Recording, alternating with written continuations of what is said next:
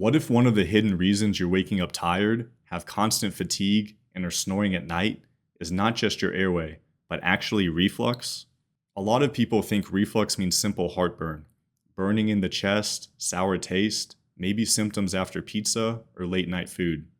But what many people do not realize is that reflux can travel higher than the lower esophagus. It can come all the way up into the throat, the voice box, and even the upper airway. And when that happens at night, it may create the perfect setup for snoring, airway irritation, nighttime awakenings, and worsening obstructive sleep apnea. For those of you new to the channel, I'm Dr. Matthew Glover, clinical gastroenterologist, GI doctor working in Las Vegas, Nevada. And today I want to talk to you about the sneaky connection between acid reflux and sleep apnea, and why physicians and patients miss this relationship all the time. Now, to be clear, I don't want to oversimplify this. Sleep apnea is usually multifactorial. Weight, airway anatomy, tongue position, nasal obstruction, alcohol, sedatives, and sleep position all matter. But reflux can be one of the contributors, and in some patients, it may be a major one. The literature supports a real association between reflux disease and obstructive sleep apnea, even if it does not prove that reflux is the sole cause in every patient. So let's break down how this may happen. First, think about what reflux actually is. Reflux is stomach contents moving upward where they do not belong. That can include acid, but also enzymes such as pepsin, bile, and other irritating contents. If that material stays mostly in the lower esophagus, you may feel classic heartburn.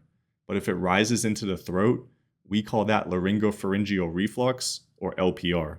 And LPR is important here because the tissues in the throat and around the vocal cords are far more delicate than the lining of the esophagus.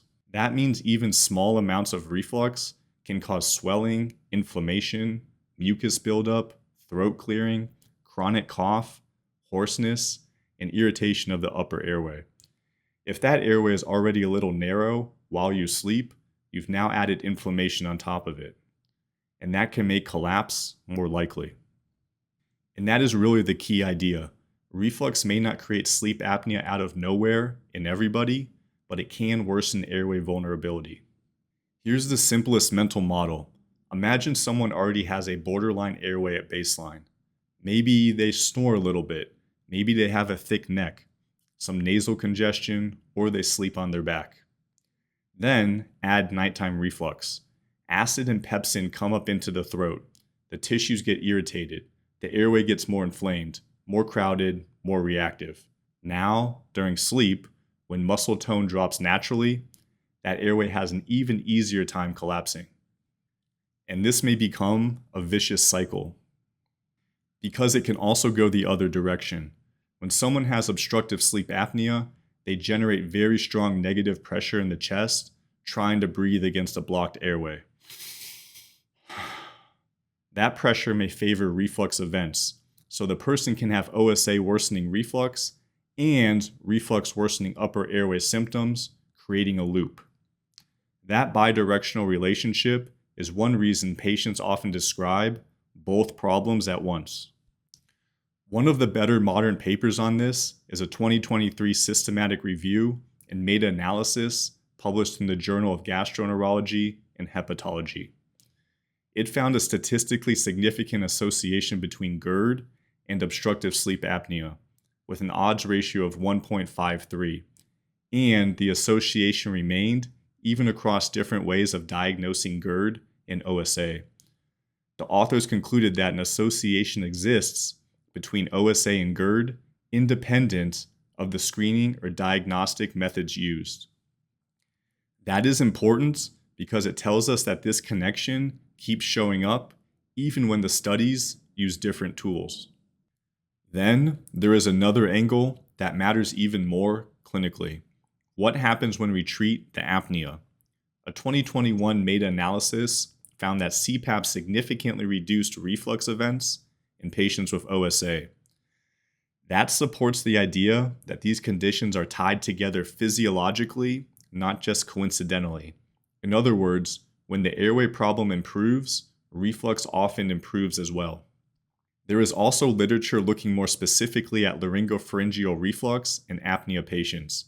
A 2018 meta-analysis reported a high incidence of LPR in patients with OSA, about 45%. The authors concluded that LPR is more common in OSA patients, even though LPR did not clearly track with apnea severity. So what does this look like in real life? This is my patient who comes in saying, "I wake up choking. My throat is raw in the morning. I keep clearing my throat and I don't know why. My voice is hoarse. My spouse complains about my snoring. I feel pressure in my chest at night. I wake up around 1 or 2 in the morning and I cannot figure out why." Or sometimes they simply say, "I don't even have heartburn. My sleep is just terrible." And that last one really is the trap. Because you do not need to have classic heartburn to have reflux affecting the upper airway. People with LPR often complain more about throat symptoms than chest burning. So they go to sleep medicine for the apnea, ENT for the throat, maybe GI later on for the reflux, and nobody actually ties the whole picture together. Another reason this matters is body positioning and timing. Reflux is often worse when you lie down, especially after a large dinner, alcohol, chocolate, peppermint, fatty foods, or eating too close to bedtime. Sleep apnea is also worse lying flat, especially on the back. So nighttime becomes the perfect storm. Reduced muscle tone, possible reflux, airway narrowing, nasal congestion, alcohol, late night food, and then the patient sleeps terribly. Here is what I think doctors sometimes do not explain clearly enough to our patients.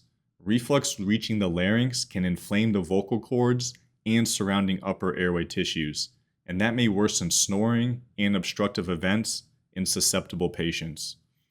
That does not mean every patient with sleep apnea has reflux-driven disease, but in the right patient, it can be a very real amplifier. So who should think about this connection? If you have reflux symptoms plus any of the following: snoring, witnessed apneas, waking up gasping, morning headaches, daytime fatigue, dry mouth, chronic throat clearing, hoarseness, nighttime cough, or a sour taste at night, you should at least have the reflux apnea connection on your radar. And if you already have diagnosed sleep apnea, but your throat symptoms are terrible, or you are still having lots of nighttime symptoms, reflux may be one of the missing pieces. Personally, I frequently refer patients in my clinic who have reflux-like symptoms for sleep studies. A good proportion end up having OSA and start to use a CPAP. When I see them back in clinic, they invariably rave about the improved quality of sleep and increased energy levels. Now, let's talk about what to do about it. Number 1, do not self-diagnose everything as reflux. Nighttime choking can be reflux, apnea, asthma, panic, arrhythmias, postnasal drip, or other issues. If you have concerning symptoms, especially severe daytime sleepiness or witnessed breathing pauses, you need a proper sleep study evaluation. Number 2, work both sides of the problem. If reflux is suspected, avoid large meals within about 3 hours of bedtime. Cut down on late night alcohol. Watch trigger foods. Elevate the head of the bed. And if appropriate, discuss reflux treatment with your doctor. If sleep apnea is suspected, get evaluated. Consider a sleep study, and if you already have OSA, treat it seriously. Use your CPAP. Because again, treatment of OSA may also improve reflux burden. The 2021 meta-analysis on CPAP showed reductions in reflux after CPAP treatment. Number 3, think about the throat, not just the esophagus. If your main symptoms are hoarseness, throat clearing, chronic cough, globus sensation, mucus in the throat, or waking up with a raw throat, you may be dealing with laryngopharyngeal reflux rather than just classic GERD. That upper airway piece is where this conversation becomes especially relevant for sleep. So here's the bottom line. Can reflux cause sleep apnea?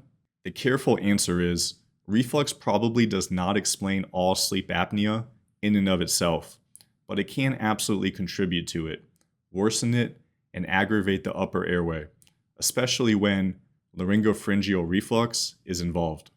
And the evidence supports a real relationship between these two conditions. A 2023 systematic review found a significant association between GERD and OSA. And a 2021 meta-analysis found that treating OSA with CPAP significantly reduced reflux events. LPR also appears to be common in OSA patients based on meta-analysis data. So, if you've been treating heartburn but ignoring snoring or other OSA symptoms, you may be missing the bigger picture. Thanks so much for watching. If you found this video helpful, consider subscribing to the channel for more digestive health content. And I'd love to hear from you in the comments below. Are you or your loved one dealing with reflux, sleep apnea, or both? Have you noticed that these symptoms seem connected, especially at night? Let us know your experience. Again, thanks for watching, and I'll see you in the next video.